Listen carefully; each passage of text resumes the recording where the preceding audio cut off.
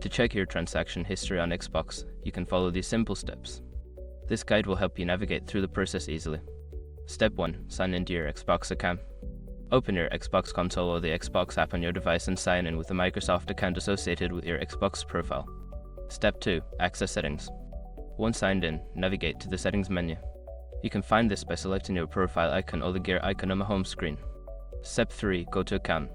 In the settings menu, look for the account section.